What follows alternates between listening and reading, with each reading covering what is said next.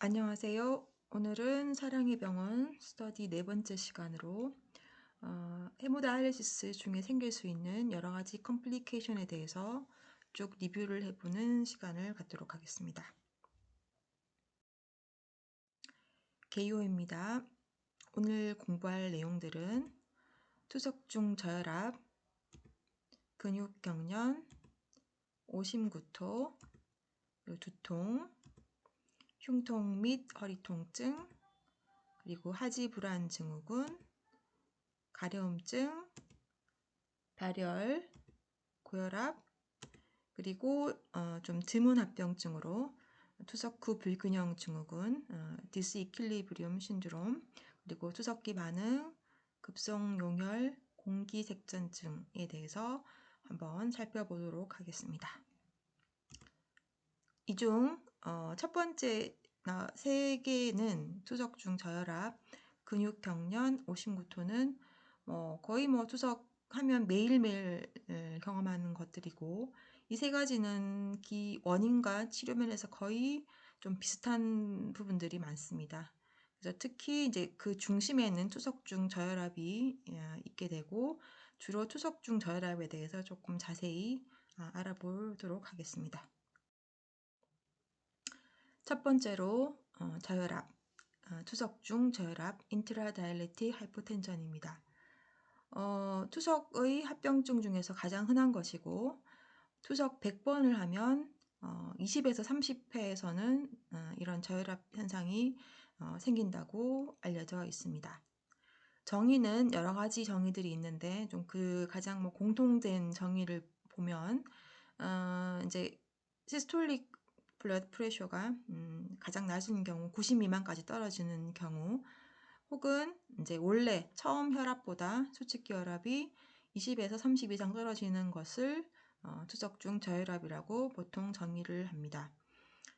이때 생기는 증상은 디지니스, 노지아, 바미팅, 머슬 클램프 등이 있고, 그리고 이것도 우리 자주 보게 되는데 애매하게 증상 호소하시는 분들이 있습니다.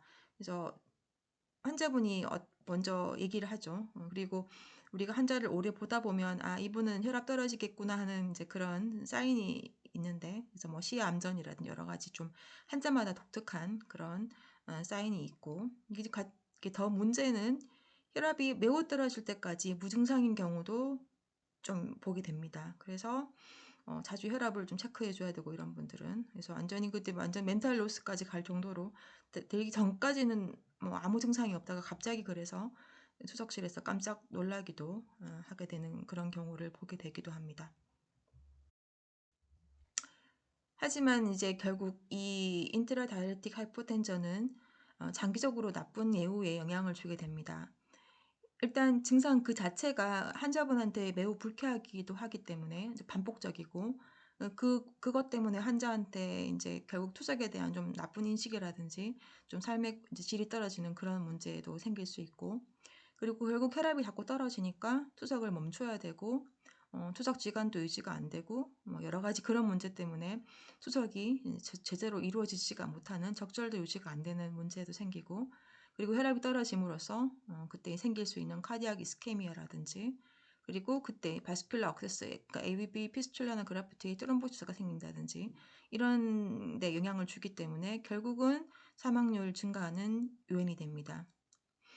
그래서 이 인트라다이레틱 하이포텐전을 에 대해서 먼저 원인을 이제 알아야지 치료가 이제 대책이 생기게 될 건데, 원인은 굉장히 다양하고, 그래서 혈압이 떨어지는 여러 가지 이제 요인들이 있고, 그거를 좀 정리를 해봤을 때 세 가지로 나누어서 볼 수가 있습니다.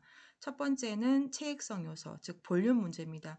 그러니까 결국 블러드 안에 수분이 이제 모자라서 상대적이든 절대적이든 그런 체액성 요소, 그리고 결국은 혈압이 안 떨어지려면은 말초 그 혈관에 베조 컨스트릭션이 생겨서 이게 혈압이 올라가게 해줘야 되는데, 이게 안 될 경우 혈관성 요소, 베조 딜라테이션에 관련된 그런 요소, 그리고 이제는 결국은 심장이 제대로 펌핑이 되든, 심장이 충분히 잘 늘어나줘서 블러드가 충분히 들어오든 그런 심장 기능이 좋아야 되는데 심장 기능이 좋지 않으니까 혈압이 떨어지는 심인성 요소, 카디악 팩터 이 세 가지를 크게 원인으로 구분해 볼 수 있습니다. 그래서 이제 이 원인에 대해서 일단 간략하게 한번 좀 핵심을 좀 먼저 살펴보도록 하겠습니다. 우리 몸에서 우리 신체에서 혈압이란 블러드 프레셔라는 것은 항상 이제 뭐 이게 피지올로지 한 배우는 건데 카디악 아웃풋과 바스큘라 레지스턴스를 곱한 값입니다. 그러니까 심장이 얼마나 뿜어내 주느냐 그리고 말초혈관의 혈관 저항이 얼마나 큰가에 따라서 이 두 가지 요소로 인해서 혈압이 이제 계산이 되고 이 두 가지 중에 어느 하나라도 떨어지면 혈압이 떨어지겠죠.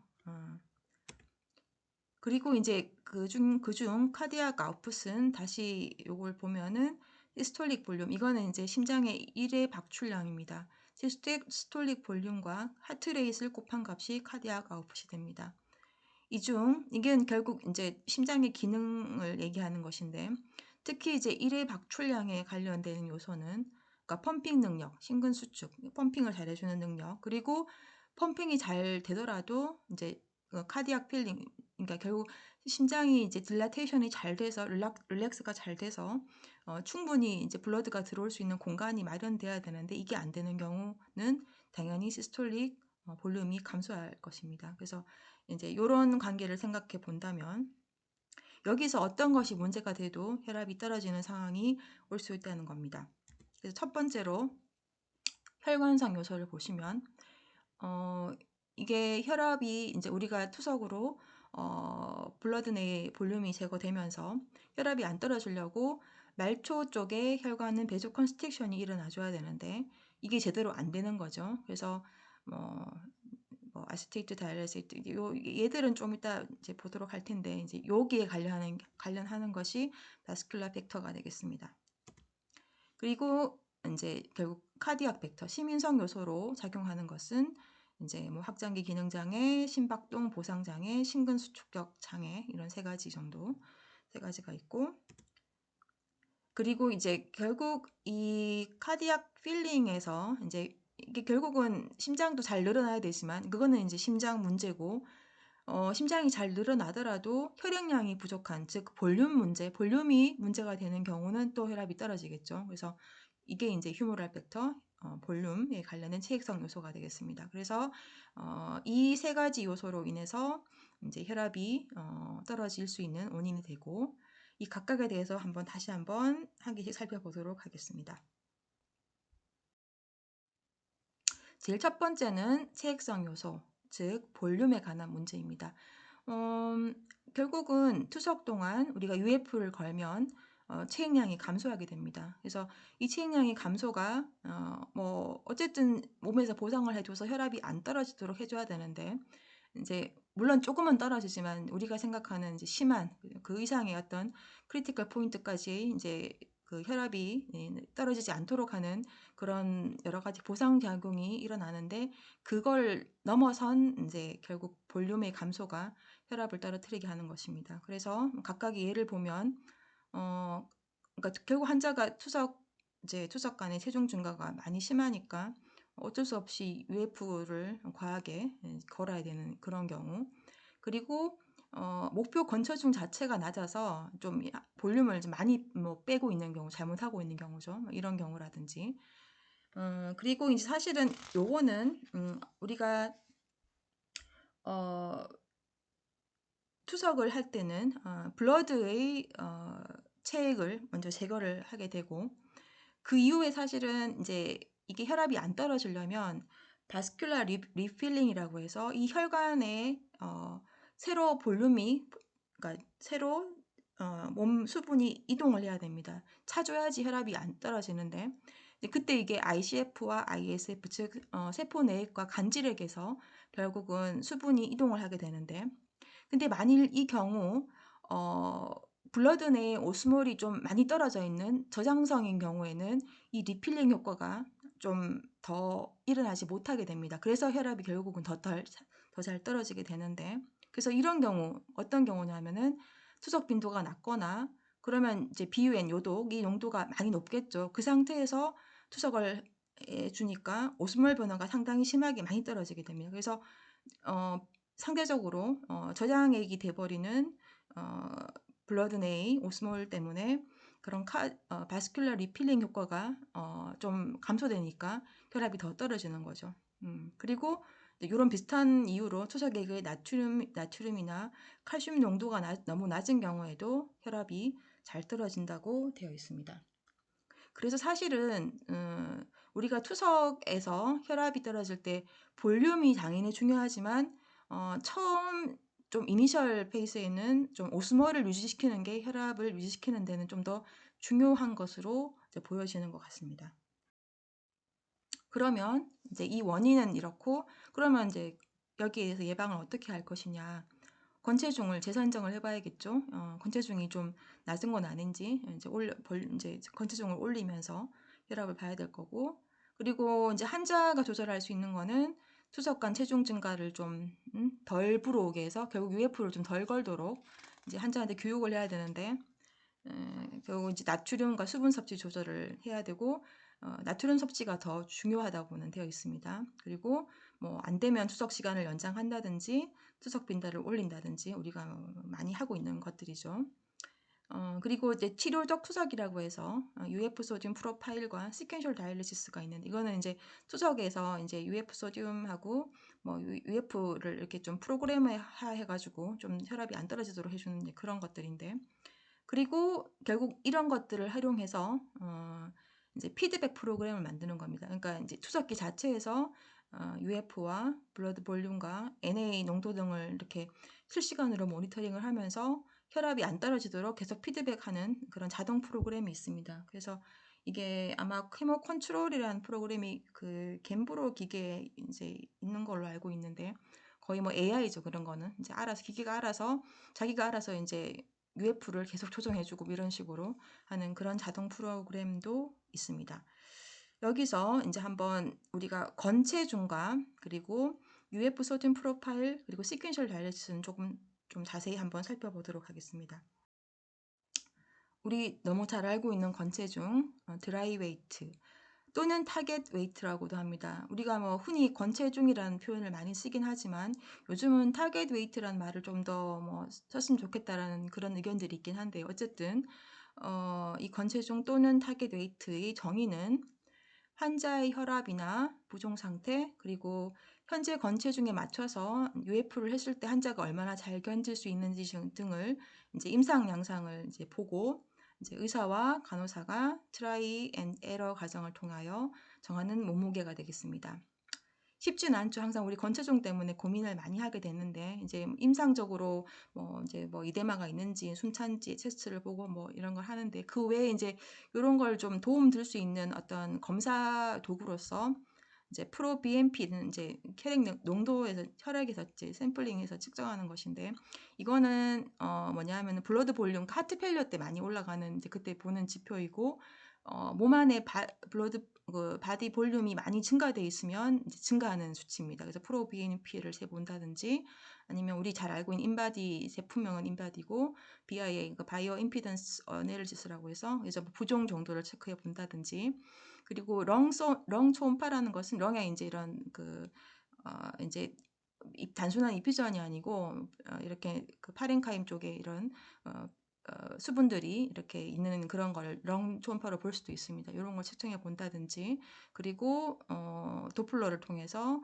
IBC, 그러니까 볼륨이 늘어나면 이 IBC 다이아미터가 증가를 하기 때문에 IBC 다이아미터를 잰다든지 하는 식으로 권체중을 이제 산정하는 데 도움을 얻긴 하나, 옛날부터 많이 시도는 하는데 보면은 이게 크게 도움이 되는지는 아직까지 좀 물음표인 것 같고, 계속 중요한 건 좀 시리얼하게 계속 이제 보는 게 중요한 것 같은데, 이게 결국은 우리나라는 결국 이렇게 보험 문제 그리고 뭐 투석할 때 이런 거를까지 할 수 있는, 이제 물론 이게 굉장히 도움 된다면 열심히 했겠지만 도움이 되는지도 의문이고, 좀 실제 여러 가지 상황에서 이런 검사를 열심히 하기는 이제 어려운 것으로 보입니다.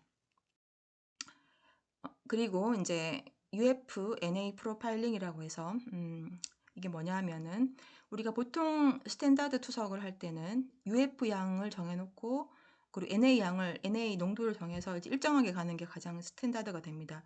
여기서 NA를 138로 하긴 했는데 우리 뭐 140으로 보통 많이 하죠. 그래서 이게 이제 보통 하는 이제 HD 방법이고, 제가 아까 전에 그 오스몰이 더 중요하다, 혈압을 떨어뜨리지 않는데 볼륨보다는 오스몰이 중요하다는 관점에서 어떻게 하냐면은 결국 UF 양을 처음에는 많이 하다가 시간이 가면 갈수록 내리는 겁니다. 그러니까 UF를 많이 걸어준다는 얘기는 물을 많이 이제 빼주는 얘기다는 얘기인데 결국은 오스몰이 덜 떨어지겠죠, 그죠? 그런 상황을 만들어줘서 좀 혈압이 덜 떨어지도록 하는 이제 그런 이제 원리인데, 그래서 방법은 이제 1번처럼 이제 리니어하게 그냥 이제 1차 함수처럼 처음 농도, 끝 농도를 정해서 그냥 일정하게 쭉 이렇게 떨어지도록 하는 방법, 또는 2번, 3번과 같이 스텝와이즈로 뭐 한 단계나 뭐 두 단계, 여러 단계 통해서 이렇게 해주고, 이거를 이제 UF 프로파일, NA 프로파일 두 가지를 뭐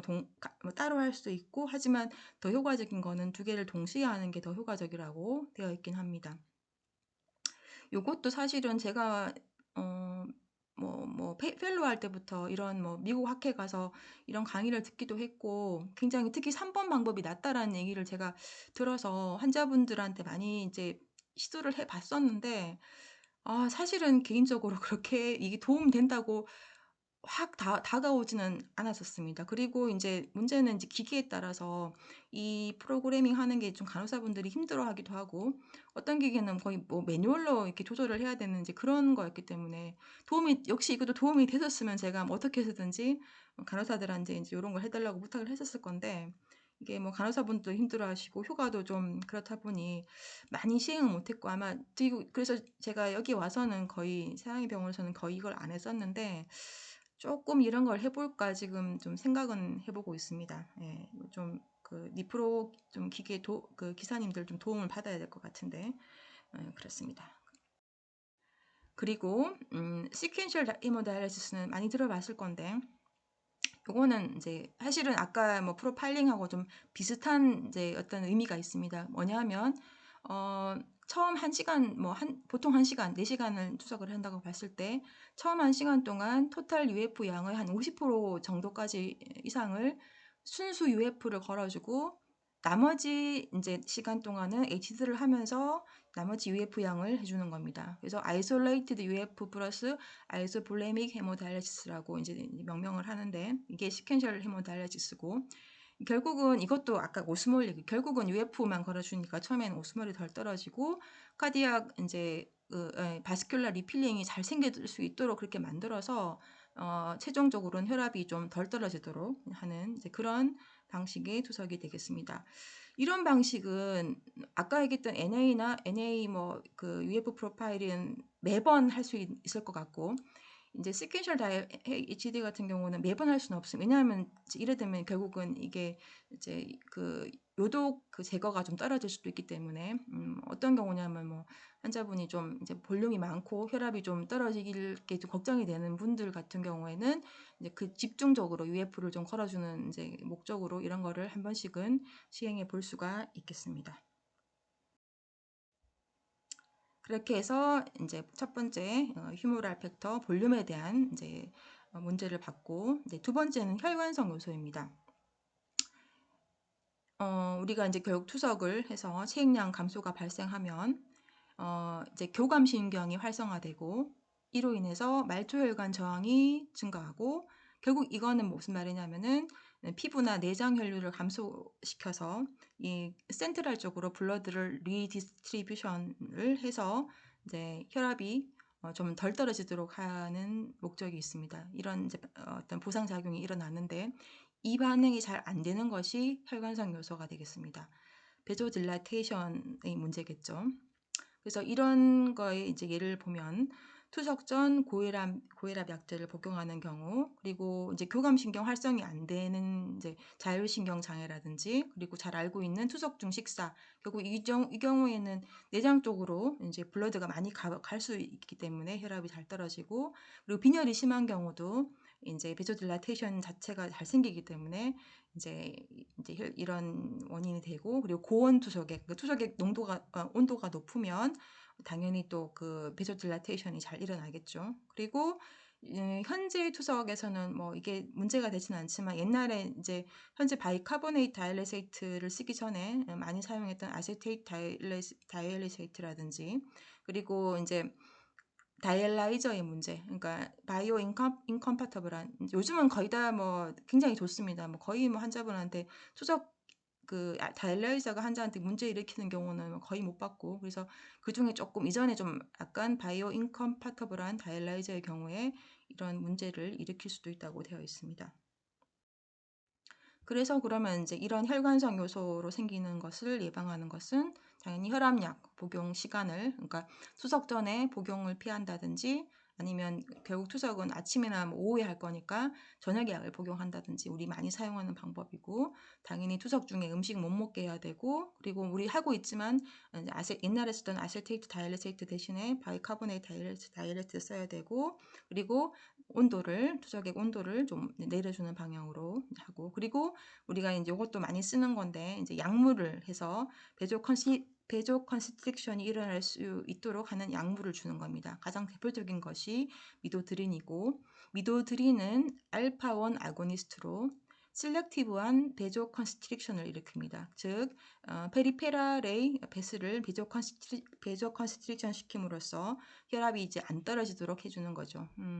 그래서 우리 뭐 많이 쓰고 있고, 근데 이제 요게 문제가 결국은 실렉티브 하다고 하지만은, 심한 이스케믹 하트 디지즈, 심한 안자이나 환자의 경우에는 이제 결국 이것도 코로너리 아테리 베조 컨스트릭션이 문제가 될 수 있기 때문에, 그런 경우는 안 쓰는 게 좋겠다라고 되어 있긴 합니다. 그 외에도 항상 이제 뭐 약물 하면 나오는 거 설트랄린, 이거는 항우울제인데, 그리고 뭐 카르니틴 같은 거. 근데 요것도 제가 옛날에 펠로우 때 뭐 계속 얘기되던 약이고 써봤지만 별로 효과는 못 봤고, 그래서 잘 안 쓰고 있는 것 같긴 합니다. 그리고 마지막으로 이제 카디악 벡터 시민성요소입니다. 결국 이제 심장이 펌핑을 못 해주는 심박 출량이 떨어진다든지, 그리고 하트레이트를 올리는 이제 이런 보상작용이 일어나지를 못해서 혈압이 떨어지는 이제 시민성 벡터입니다. 그래서 뭐 LVH라든지 이스케믹 하트 디지즈 때는 확장기 기능 장애, 그러니까 심장이 이게 충분히 릴렉스가 안 되니까 피가 충분히 들어오지 못하고, 이제 그러면은 당연히 심박 출량이 떨어지겠죠. 그리고 베타 블로커 같은 경우는 이런 이제 펌핑 자체를 못하게 하고, 그리고 하트레이트도 올리지 못하는 그런 이제 작용을 할 수 있는 약이고, 당연히 자율신경 장애, 이것도 하트레이트가 안 변하겠죠, 그죠? 빨라져야 되는데 이제 그게 안 일어나는 경우, 그 외에 뭐 하트페일리어, 코로너리 아테리 디지즈, 아리드미아, 이 모든 것이 시민성 요소가 될 수 있습니다. 그래서 당연히 예방은 그러니까 우리가 이제 혈압 잘 떨어지는 분들이 뭐 이런저런 뭐 투석 과정에서 할 수 있는 것들을 해봤는데도 불구하고 자꾸 떨어질 때는 이미 심장 질환이 있는 분들도 있겠지만, 없는 분들이 이제 새롭게 이런 현상이 생겼을 때는 다른 이제 동반된 기저 심질환이 있지는 않은지 확인을 해야 됩니다. 그래서 제가 순환기내과 가보자 하고 이제 환자한테 말씀을 드리고 이제 그런 이제 조치를 취하게 되는데, 그래서 하트 페일리어가 있는지, 아리드미아가 있지는 않은지, 이스케믹 하트 디지즈가 있지는 않은지, 또는 페리카리알 이피전, 이것도 조용히 오는 경우가 꽤 있습니다. 그래서 이런 것들을 다 확인을 하고 치료를 해줘야 됩니다. 그리고 빈혈이 너무 심하게 생기지 않도록 이제 적어도 10 이상은 좀 유지하는 게 좋겠고, 그리고 요거는 이제 고칼슘 투석액이라는 얘기 나오는데, 요건 뭐냐면 그러니까 우리 병원 칼슘 투석액이 이제 노말 우리 글루코즈 있는 거, 그게 지금 현재 3.0입니다. 3.0 미리킬로그램 퍼 리터고, 로칼슘 쓸 때 있지 않습니까? 칼슘이 높아서 이제 그때 농도가 2.5인데, 사실은 혈압을 안 떨어뜨리려고 3.0보다 높은 걸 쓰지는 않고요. 보통은 이제 혈압 타고 떨어지는 분들은 로칼슘을 쓰시는 것은 좋지 않겠다. 이렇게 생각하시면 좋을 것 같습니다. 그래서 제가 칼슘 농도가 높더라도 로칼 쓰지 말라고 하는 경우가 가끔 있는데, 이제 그런 분들, 혈압이 잘 떨어지는 분들은 제가 칼슘 당장 사실 혈압 떨어지는 게 더 문제니까, 그래서 그런 경우는 로칼슘 못 쓰도록 하는 게 이제 이런 원인에 있습니다.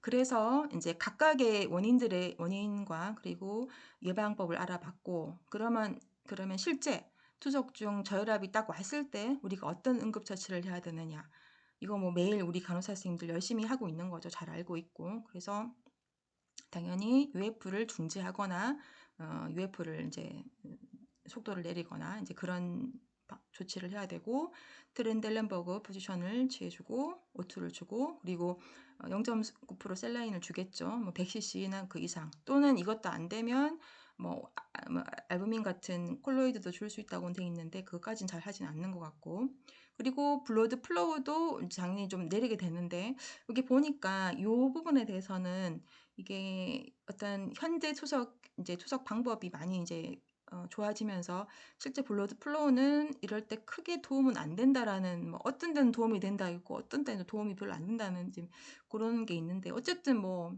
사실은 뭐 저혈압 보면은 우리 블러드 플로우 안 내릴 수는 없을 것 같습니다. 그래서 뭐 하여튼 이런 여러 가지 조치를 하고, 이래도 저래도 안 되면 결국은 투석을 중지는 해야겠죠. 그래서 이런 조치를 우리는 매일 하고 있습니다. 이렇게 해서 이제 인트라다이얼리틱 하이포텐션을 먼저 살펴봤고요. 두 번째는 이제 머슬 크램프입니다. 이것도 뭐 굉장히 뭐 매일 보는 거죠. 매일 보는 거고, 이 경우는 HD 100번 하면 한 5번에서 20번은 이제 머슬 크램프가 오는 거로 되어 있고, 원인은 UF로 인해서 체내 수분이 제거되면서 투석 후반부에 결국은 골격근이 허열이 생기죠. 이제 그런 것 때문에 근육 경련이 온다고 되어 있고, 증상은 주로 다리나 팔 또는 손에 나타나서 10분 이내 저절로 없어지거나 투석 후 수시간까지, 뭐 심한 분들은 다음 날까지 자주 뭐 있다고 하는 분도 간혹 계시기도 합니다. 촉진인자는 사실은 앞에 얘기했던 하이포텐션과 거의 유사합니다. 그래서 저혈압이나 낮은 권체중, 지나친 투석간 체중 증가와 이로 인한 UF, 로 나트륨 다이레스 다 뭐 거의 비슷하죠, 그죠? 이제 이런 것들인 경우에 생기고, 예방은 뭐 이것도 또한 저혈압과 비슷합니다. 거의 동일하고, 투석간 체중 증가를 줄여서 UF량을 감소시키고, 수분 가다 징후가 없으면 권체중을 조금씩 올려보는 시도를 해봐야 됩니다.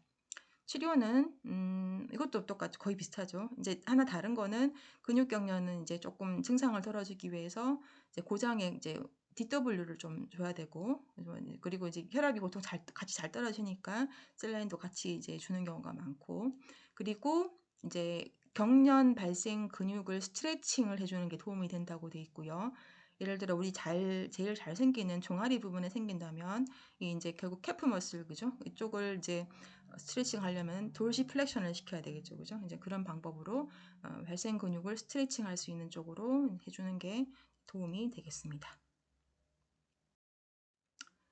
그리고 노지아 바미팅, 뭐 이거는 조금 더 앞에 거에 대해서 빈도는 작지만 참 흔히 잘 볼 수 있는 거고, 이제 요거는 HD 한 100번 하면 한 10% 10번 정도 볼 수 있다고 돼 있고, 이거는 좀 다양합니다. 일단 첫 번째는 안정적으로 투석하시는 환자한테 이런 증상이 온다면 결국은 아까 얘기했던 저혈압 때문입니다. 그 자체 때문에 생기는 노지아 바미팅이고, 이 외에도 투석 불균형 증후군, 그러니까 처음 투석하거나 아니면 좀 한지 얼마 안 되는 분들 같은 경우에 좀 애매하게 노지아 있는 경우, 이제 그런 경우입니다. 투석 불균형 증후군이 있거나, 그리고 투석기 반응, 그리고 또 이제 결국은 우리가 요독 증상의 노지아가 있는데, 투석을 하는데도 불구하고 투석이 충분하지 못한 경우, 즉 에디코시가 낮은 경우를 얘기하겠습니다. 이런 경우에도 요독 증상으로 인해서 노지아 바미팅이 생기기도 합니다. 혹은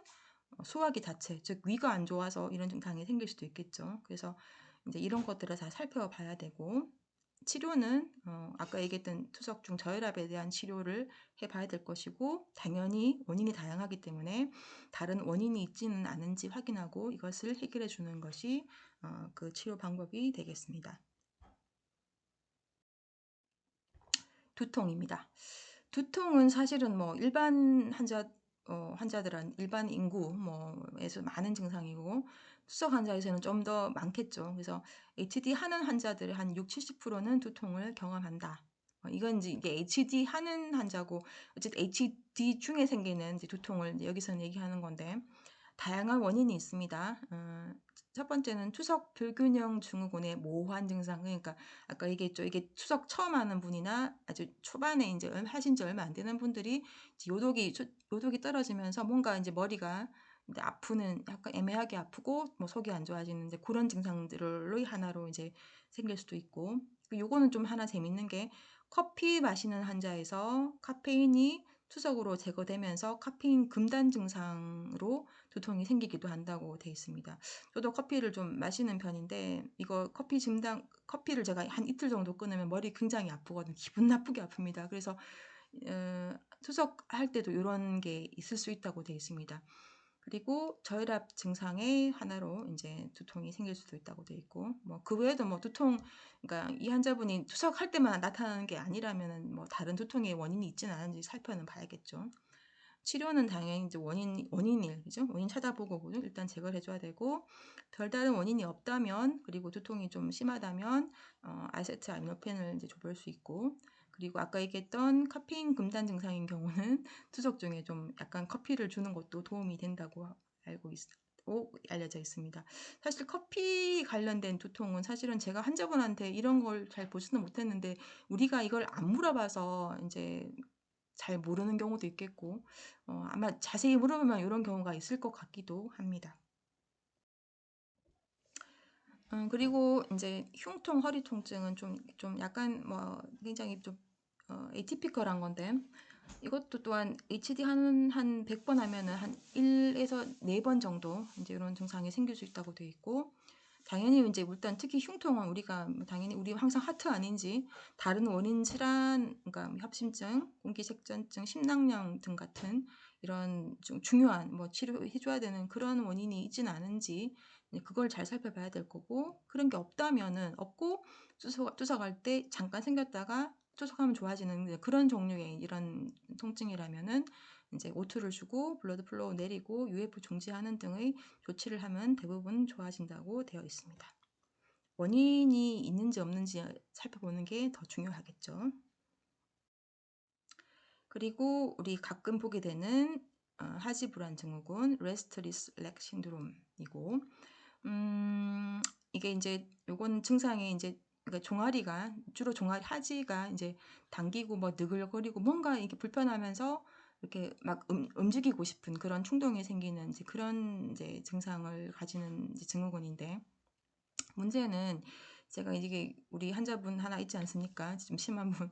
그래서 좀 한번 공부를 해봐도 이게 이 병 자체가 원인이나 치료가 되게 아직 별로 밝혀진 게 없는 것 같습니다. 다양하게 얘기는 하지만 다양하다는 얘기는 정확하게 모른다는 얘기고 그리고 더 문제는 이게 한번 생긴 분들은 잘 낫지 않고 쭉 가거나 아니면은 계속 이제 악화와 이제 좋아지는 걸 반복하기 때문에 이게 굉장히 환자한테는 굉장히 좀 심리적으로 굉장히 안 좋은 영향을 줘서 이제 앵그자이어티나 디프레션 같은 게 동반되기도 하니까 더 문제가 되는 것 같고요.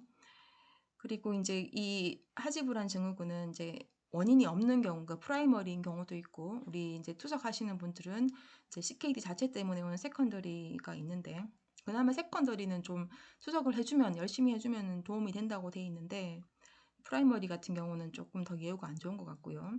그래서 원인은 아까도 얘기했다시피 여러 가지 얘기가 나오고는 있지만 정확하게 딱 현재는 밝혀지는 못한 것 같고요. 이제 그 얘기되고 있는 것 중에 하나로서는 아이언 디피션시가 그러니까 아네미아 자체보다는 하여튼 아이언 디피션시가 있는 경우 그리고 도파민 시그널링 감소 이거는 이제 결국 도파민 시그널링 감소가 이제 결국 파킨슨병 같은 데서 생기는 건데 그래서 파킨슨 약을 줘보기도 합니다. 이제 그런 것도 있고 그리고 뇌의 글루타메이트가 증가된 글루타메테릭 스테이트로서 이제 이런 경우에는 요거를 이제 줄여주기 위해서 이제 가바펜틴을 이제 쓰기도 하는데 하지만 이게 딱히 원인이라고 딱 이렇게 명확하게 얘기하고 있지는 않은 것 같고요. 그래서 이제 치료는 우리가 알고 있는 것들을 한번 이제 도와주는 쪽으로 치료를 해봐야겠는데, 세컨더리의 경우에 투석으로 이제 CKD로 인한 경우는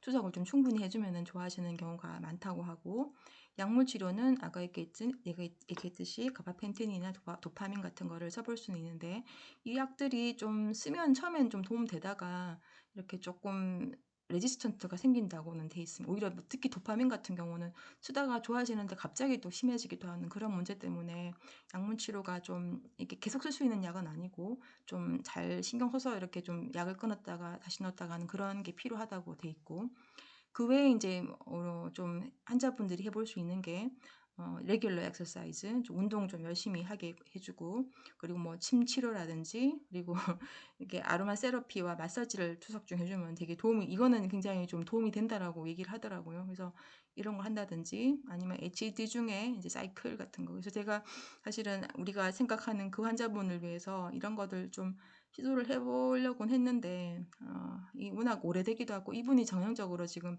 앵그자이티, 디프레션 다 동반된 그런 환자분인 것 같고, 환자 스스로도 굉장히 조금 부정적인 그런 게 많이 생겨서 치료가 쉽지는 않은 것 같습니다.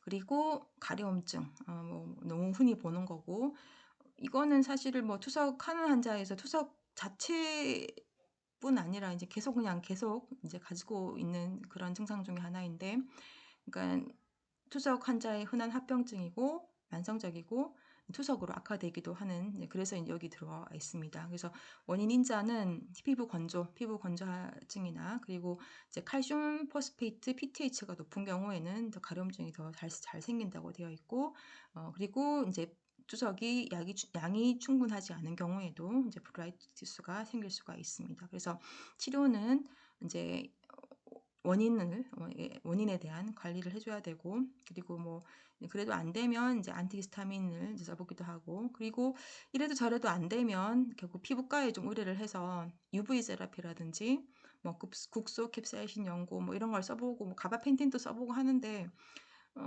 피부과에 보내봐도 사실은 UV 세라피까지 사실 이게 좀 치료가 쉽진 않은 것 같습니다. 까지 하기는 좀 힘든 경우가 많은 것 같고, 약을 뭐 이것저것 쓰다가 뭐 하다 보면 또 좋아지고, 그치만 또 이게 또 반복되고, 이제 보통은 이제 그런 식으로 조금 흘러가고, 이제 좀 중요하게 생각하는 거는 노인분들은 이제 피부 건조증이 많이 동반되기 때문에 그런 케어를 좀 계속 할 수 있도록, 이거는 뭐 한 번만으로 끝나는 게 아니기 때문에 계속적으로 그런 관리를 하도록 계속 좀 설명하고, 네, 이제 교육하는 게 중요하게 되겠습니다. 그리고 피버입니다. 피버는 1% 미만이라고 되어 있는데요. 그러니까 투석 중에 발열 및 오한이 생기는 거. 당연히 사실 이럴 때는 우리가 이분이 다른 무슨 인펙션이 있진 않은지 그것부터 가장 생각을 해야겠죠. 그러니까 결국 이제 한 70% 정도는 이미 존재하는 인펙션 때문이 원인이 되고, 그 외에 사실은 생겨서는 안 될 상황이긴 한데, 뭔가 투석액이 잘못된 경우, 부적절한 투석액인 경우 이제 이거를 생각을 해야 된다고 되어 있습니다. 그래서 치료는 당연히 이제 원인이 되는 인펙션을 찾아보고 거기에 대한 치료를 해주는 게 중요하겠고, 만일에 뭐 아직 뭐 원인도 불명하고 애매한 경우는 해열제를 주고 예방적 항생제를 한번 주면서 그 이후에 이제 이런 이별레이션을 같이 해볼 수도 있겠고요. 근데 이것도 저것도 아니고, 환자는 투석하고 나면 괜찮은데 투석할 때만 계속 이런 경우라면은 뭔가 투석액이 잘못됐을 가능성이 많습니다. 그래서 투석이 뭐 오염됐다든지 뭐 그런 것들을 한번 살펴봐야 될 필요가 있고요. 이제 그런 게 되겠습니다. 그리고 투석 중에 혈압이 잘 떨어지지만, 또 어떤 경우는 반대로 투석을 하는데도 혈압이 이제 조절되지 않거나 오히려 올라가는 경우, 우리도 이런 경우도 좀 자주 보죠. 가끔 봅니다. 그래서 인트라 다이레틱 하이퍼텐전이 생기기도 합니다. 원인은 결국은 볼륨이 많은 경우가 문제가 됩니다. 이미 뭐 이데마가 있든 없든 이분이 수분이 많아서 수분 자체가 많기 때문에 혈압이 이제 컨트롤이 안 되는, 뭐 약으로 해도 투석을 해도 조절이 안 되는, 그런 게 원인이 가장 많고, 그리고 두 번째는 이제 이거는 아까 얘기했던 하이포텐전과 반대인데, 그러니까 투석 중에 수분이 감소하면서 결국 우리 몸에 심파세틱 액티비티와 그리고 레닌 안지오텐신 시스템이라고 해서 라스 시스템이 이제 이 액티비티가 올라가면서 이것들이 혈압을 올려주는 결국 호르모널 이펙트로 이제 혈압을 올려주는 이제 그런 효과가 생기는데 이게 너무 심하게 버리니까 오히려 투석 중에 혈압이 올라가는 겁니다. 이제 모든 환자가 그렇지는 않지만 가끔 이런 경우가 있습니다. 그래서 치료는 건체중을 내려줘야 되겠죠. 그래서 투석간 체중 증가를 최소로 하면서 조금씩 건체중을 내려보기. 정말 우리가 항상 하고 싶은 건데 환자가 안 따라주니까 못하게 되는데 하여튼 조금씩 뭐 그죠? 참 힘들지만 결국 이런 거를 결국은 시간이 들어서라도 좀 해줘야 된다는 거고. 그리고 만일에 이제 아까 얘기했던 라스 시스템 같은 게 액티베이션 돼서 그런 경우라면은 고혈압 약을 라스 블라커, 그러니까 ARB, 우리 뭐 발사원 같은 그런 약들을 조금 더 주는 것을 고려를 해야 되고, 그리고 저번에 우리 어네미아 공부할 때 봤다시피 이포가 고혈압에 좀 영향을 주니까 이포 용량을 좀 줄여본다든지 그런 노력도 해볼 수 있고, 그리고 가끔은 이래도 저래도 정말 조절 안 되는 아주 리프렉토리한 하이퍼텐션을 아주 드물게 경험은 하게 됩니다. 이런 경우에는 이제 네프렉토미를 고려를 해야 된다고 돼 있는데 결국은 이런 라스 시스템이라든지 이런 것들이 신장에서 일어나는 변화 중에 하나고 신장을 제거하면 혈압이 좀 떨어지는 이제 드물지만 가끔은 있습니다. 요즘은 잘하지 않는 것 같은데 옛날에는 이런 시도도 많이 했던 것 같습니다. 그리고 이제 좀 드문 것들, 뭐 드문 것 중에 투석 후 불균형 증후군은 그래도 뭐 좀 한 번씩은 경험을 할 수 있는 거고요. 이건 뭐냐면 그 원인을 먼저 보면 원인은 이제 혈액 내의 BUN 요독, 이제 BUN이 가장 중요한 요독이니까 BUN이 급격히 낮아지면서 삼투압이 낮아지고 그러면 이제 상대적으로 높은 그 뇌조직이 삼투압이 높게 되니까 이 뇌 쪽으로 브레인 세포 쪽으로 수분이 이동해서 뇌부종을 일으키는 겁니다. 그래서 결국은 어떤 경우냐면은 처음 투석하는 경우 비윤이 그런 분들은 100 이상 굉장히 높고 150, 200 이런 분들도 있는데 이런 분들이 투석을 갑자기 많이 해버리면은 이런 상황이 생길 수가 있습니다. 또는 그 투석을 이미 하고 있는 분이지만 불충분하게 좀 도즈를 좀 많이 못했던 환자분들이 갑자기 이제 마음이 바뀌어가지고 투석을 열심히 하는데 그때 이제 이런 현상이 좀 생길 수 있겠죠. 그래서 그 증상은 초기에는 약간 환자가 좀 레스트리스니스 막 불안해하는 게 있다가 헤드에이크, 노즈 바미팅 그리고 시야도 막 블러드 비전 되는 소견도 보이고 그러다가 이제 결국 이게 우리가 조치를 안 하고 이제 놔두면은 시저, 코마 또는 사망에 이를 수 있는 사실은 무서운 내부정이기 때문에 내부정이 원인이 되기 때문에 그런 이제 좀 약간은 무서워질 수도 있는 그런 케이스입니다. 그래서 예방 및 치료는 투석 시작하는 환자한테는 항상 이제 이걸 고려를 해야 됩니다. 그래서 투석 처음 할 때는 저효율, 저유량, 이것도 저번에 얘기했었죠, 그죠? 저유량 다이얼라이저로 시작을 하고 블러드 플로우도 처음에 할 때 한 140 뭐 이렇게 시작을 합니다. 그래서 점점 조금씩 올리는 쪽으로 그리고 바디 서피스 에어리어도 낮은 걸로 한 뭐 1.1, 1.3 낮은 걸로 시작을 하고 투석 시간도 1시간, 2시간, 뭐 4시간 이런 식으로 조금씩 느리고 그리고 처음 할 때는 이제 오스몰 유지를 위해서 마니토를 같이 주면서 투석을 하기도 합니다.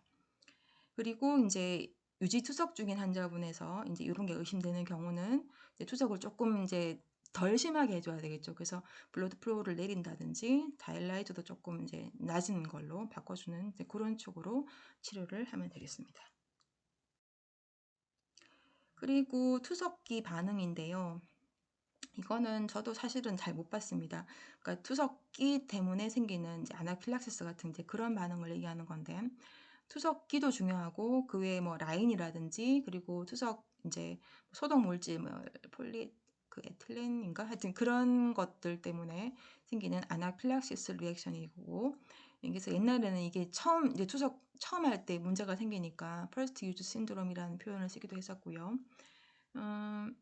두 가지로 나누어 볼 수 있습니다. A형은 그야말로 아나필락시스고 투석 수분 이내의 아나필락시스, 즉 뭐 우리 혈압 떨어지고 타키카디아 생기고 환자가 막 의식도 나빠지고 굉장히 하신 응급이죠. 그래서 이거는 투석 중지해야 되고요.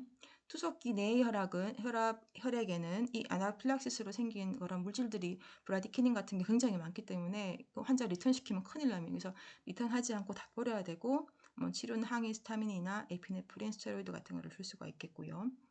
B형은 약간 이제 덜 심하고 좀 에이티피컬한 이제 그런 타입인데, 투석 시작 후 한 20에서 30분 정도 후에 가벼운 흉통이나 요통으로 이제 나타난다고 돼 있고, 이것도 또한 당연히 이제 이거는 흉통, 요통 그러면 다른 원인을 배제해야 되겠죠. 그래서 원인이 뚜렷하지 않은데 이런 게 자꾸 생긴다면은 이제 투석을 유지하면서, 이건 투석을 중지할 필요는 없다고 돼 있고, 뭐 산소 공급이나 항히스타민제를 쓰면은 이제 호전되는 것으로 알려져 있습니다. 그래서 이거는 옛날에 이제 혈액 투석이 좀 그런 기계나 이제 어떤 테크닉한 것들이 조금 덜 발달했을 때, 그 다이알라이저의 바이오 인컴패터빌리티가 높을 때 이제 이런 것들이 많았었고, 특히 AN69라는 다이알라이저가 있는 이런 경우에 뭐 이제 ACE 이니비터 같이 쓰면 이런 반응이 많이 생긴다고 돼 있고, 요즘은 사실 그런 경우는 거의 없고요.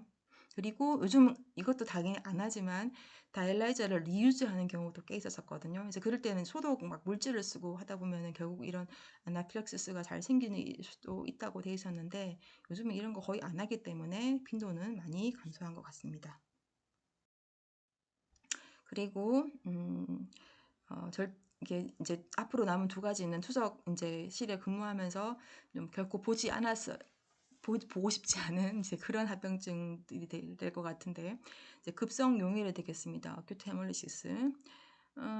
피가 깨지는 거, RBC가 깨지는 거죠. 그래서 원인은 블러드 서킷의 obstruction이나 스토노시스, 또는 다이리세이트의 과열이나 뭐 저농도, 뭔가 잘못된 것도 투석 액 자체가 이제 그런 걸로 인해서 이제 피가 이제 RBC가 깨지는 건데, 증상은 체스트 디스컴포트, 백페인, 그리고 이제 밖으로 딱 보이는 것은 피부가 막 침착이, 픽멘테이션이 막 생기면서 비너스 라인 쪽이 포트 와인 컬러, 아주 진한 와인 색깔을 막 컬러로 막 바뀌는 이제 헤몰리시스가 생기니까 그런 변화가 이제 보이는데, 그래서 치료는 중지해야 됩니다. 이건 HT 중지하고 혈액회로 잠그고, 그 용혈된 혈액은 고칼륨 상태이기 때문에 절대 리턴하지 않습니다. 그래서 이런 조치를 하고 그 다음에 이제 여러 가지 다음에 이후에 조치를 해야겠죠. 그리고 에어 엠볼리즘. 드물겠죠. 당연히 드물어야 되고, 드물지만 빨리 발견되어 치료하지 않으면 좀 치명적일 수도 있다고 돼 있고, 원인은 주로 이제 결국은 아테리 사이드, 그 펌프 전에 아테리 라인 쪽은 네거티브 프레셔가 걸리기 때문에 이런 데를 뭘 잘못 건드렸을 때 에어가 들어갈 수 있고, 그리고 펌프 센트럴 라인에도 거기 에어가 이제 우리가 환자분 볼륨 낮은 경우에는 이제 그쪽으로 열렸다가 에어가 들어갈 수 있고, 이제 이런 쪽으로 해서 에어가 이제 유입되는 게 원인이 주로 되는데, 증상은 일단 비너스 라인에 에어 버블이 보이고, 그리고 이제 환자의 어떤 투석 그 당시 자세에 따라서 조금 다를 수가 있는데, 시팅 포지션에서는 이게 그 에어 버블이 이제 유입된 에어 버블이 하트를 바이패스해서 뇌 혈류 쪽으로 이제 보통 거기서 많이 막히기 때문에 CNS 심텀이 이제 생긴다고 돼 있고, 누워 있는 경우 스파인 포지션에서는 이게 이제 하트 쪽으로 갑니다. 그래서 라이트 벤트리클을 통해서 렁으로 이제 이 에어가 이제 거기서 이제 막히게 되고, 그러면 주로 풀모너리 심텀이 생긴다고 되어 있습니다. 그래서 치료는 이제 에어가 더 이상 들어가면 안 되니까 비너스 라인을 잠그고 펌프를 중지해야 되고, 그 포지션이 이제 레프트 데쿠비투스 포지션을 이제, 왜냐하면 이게 결국은 이제 보통 우리가 누워 있을 거니까 이게 결국 라이트 벤트리클러 쪽으로 갈 때 이거를 레프트 데쿠비투스로 누우면 이 라이트 벤트리클 쪽으로 에어 버블을 봉 띄우는 그쪽으로 봉 뜨게 해서 이제 머리로라든지 다른 쪽으로 렁으로라든지 더 이상 안 가게 만들기 위해서 레프트 데쿠비투스 포지션을 취하거나, 또는 이제 머리로 결국 또 에어 가는 거 막아야 되기 때문에 트렌들렌버그 포지션을 취하라고 되어 있는데, 요즘 보면은 이제 연구에서는 보니까 트렌들렌버그가 좀 낫겠다라고 얘기하는 것을 제가 학회에서 들은 적은 있습니다. 그리고 O2를 주고, 그리고 양이 많으면 직접 아스피레이션을 이제 하기도 한다고 돼 있고, 저는 이거를 뭐 심한 경우는 보지 못했고, 레지던트 때 의심돼서 환자를 좀 이런 뭐 여러 가지 포지션도 취하고 그랬던 적이 있는데, 아마 양이 많지 않아서 그랬을 것 같은데, 그냥 금방 해결은 이제 좋아지시고 다행히 잘 넘어갔었는데, 어쨌든 굉장히 좀 투석실에서 경험하고 싶지 않은 그런 합병증이 되겠습니다. 이것으로 오늘은 한 번쯤은 했었어야 될 투석 중에 생길 수 있는 컴플리케이션들에 대해서 쭉 리뷰를 해봤고요. 뭐 그다지 새로운 내용은 없을 것 같고, 그래도 한번 이렇게 좀 그죠? 쭉 보면서 우리가 흔한 것들 앞에 세 개는 흔하고, 그런 것들은 좀 원인을 좀 알고 나면은 좀 이후에도 좀 우리가 그죠? 이렇게 좀 대처가 좀 잘 할 수 있는 그런 점도 있을 것 같고, 그 이후의 것들은 사실은 잘 안 보지만 모르면 절대 알 수 없기 때문에 한번 이런 기회에 한번 살펴보고, 그래서 우리가 일생에 한 번은 안 만나고 싶지만 그렇게 볼 수도 있으니까 이제 이런 것들을 알고 투석 치료하는데 많은 도움이 되었으면 좋겠습니다. 네, 수고하셨습니다.